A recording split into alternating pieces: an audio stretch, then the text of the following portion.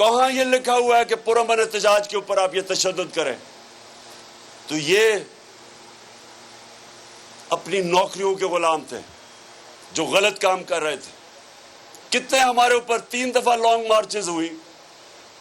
کبھی وہ ڈیزل نکلاتا تھا, کبھی وہ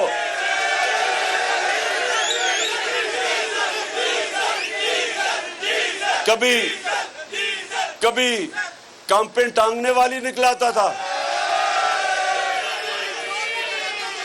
کیا ہم نے کبھی ان کے راستے روکے, کنٹینر کھڑے کیے, ان کو ٹیئر گیس کی؟ بلکہ میں نے تو دعوت دی تھی کہ ہم اپنا کنٹینر بھی دے دیتے ہیں آپ کو, آ جائیں, ہم بلکہ آپ کو کھانا بھی پہنچوا دیتے ہیں. کیونکہ ہمیں کسی سے نہیں ڈر. ان کو کس سے ڈر تھا؟ اور ان کو بالکل ٹھیک ڈر تھا. ان کو ڈر یہ تھا کہ اتنا عوام کا سمندر جمع ہونے لگا ہے, ان کی کام پہ ٹانگنی شروع ہو گئی. اور اس لیے پولیس کو استعمال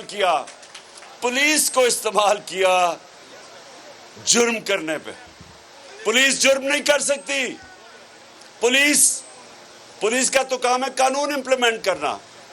تو جو رات کے اندھیروں میں دیواریں ٹاپ کے لوگوں کے گھروں میں گئے, ان کی عورتیں تھیں وہاں, ان سے جس طرح ان کا رویہ تھا. ایک 10 سال کا فیصلہ آباد میں بچے کو پکڑ کے پولیس لے کے جا رہی تھی کیونکہ اس کا باپ نہیں تھا. کون سی دنیا کی جمہوریت میں یہ ہوتا ہے؟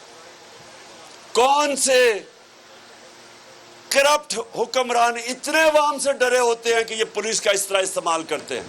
تو اللہ نے آپ کو آزادی دی ہے, آپ کو آزاد بنایا ہے, کیونکہ آپ نے اللہ سے دعویٰ کیا لا الہ الا اللہ, کوئی نہیں ہے خدا اللہ کے علاوہ.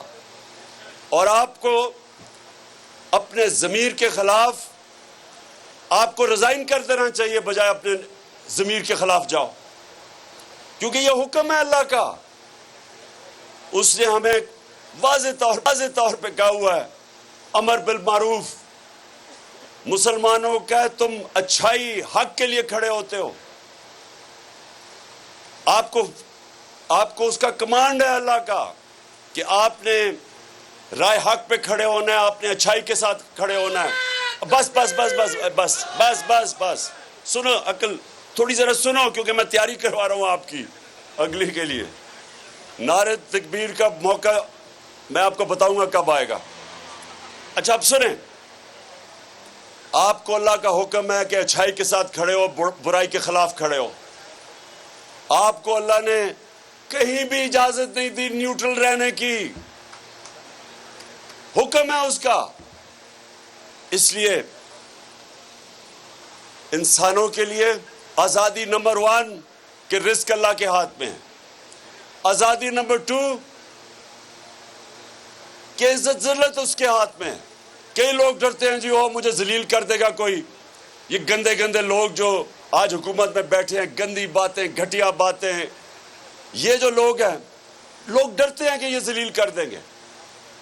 میں جب سے 26 سال سے سیاست میں ہوں, جتنی انہوں نے میرے پر گھٹیا باتیں کی, ذاتیات کے اوپر اٹیک کیے, کیا فرق پڑ گیا؟ کیونکہ عزت اللہ کے اپنے ہاتھ میں رکھی ہوئی ہے. وہ کسی کو اجازت نہیں دیتا. نہیں تو پیسے دے کے آپ عزت خرید لیں. پیسے والے لوگ اب دیکھیں, جو سب سے امیر لوگ ہیں, جو ایک لندن میں بیٹھا ہوا ہے, دوسرا سب سے بڑی بیماری آصف زرداری, وہ یہاں بیٹھا ہوا ہے, اربوں پتی ہیں یہ, لیکن عزت نہیں ہے. باہر نکلتے ہیں لندن میں تو وہ سارے چور کا شور مار دیتے ہیں, اور یہ پبلک میں نہیں جا سکتے. کیونکہ ایک منٹ سنو, میں ذرا پہلے پوری بات سنو میری. تو عزت اب اللہ نے اپنے ہاتھ میں رکھی, کوئی آپ کو ذلیل نہیں کر سکتا. اور تیسری چیز, جو لوگ اصل میں ڈرتے ہیں کہ جی مجھے کوئی مار نہ دے, مجھے کوئی قتل نہ کر دے, مافیاز ہیں بڑے بڑے. وہ گھٹیا سا انٹیریئر منسٹر ہے, اس نے اب تک کہتے سر ابھی تک 22 قتل کیے ہیں. 22 قتل کر چکا ہے.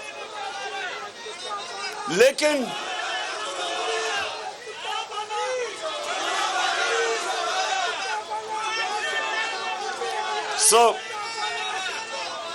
کہنے کا مطلب یہ ہے کہ کبھی بھی سنو، کبھی بھی یہ خوف آپ کی زندگی کے مقصد میں، آپ کے نظریے کے راستے میں موت کا خوف نہیں آنا چاہیے، کیونکہ اللہ نے یہ آپ کو کہہ دیا ہے کہ اس نے اپنے ہاتھ میں رکھی ہوئی ہے. جب وہ ٹائم آئے گا تو اس کا وعدہ ہے کہ نہ ایک منٹ آگے نہ پیچھے ہوگی. تو اس نے انسان کو آزاد کر دیا. سبسکرائب کریں اور بیل دبائیں تاکہ کوئی خبر رہ نہ جائے.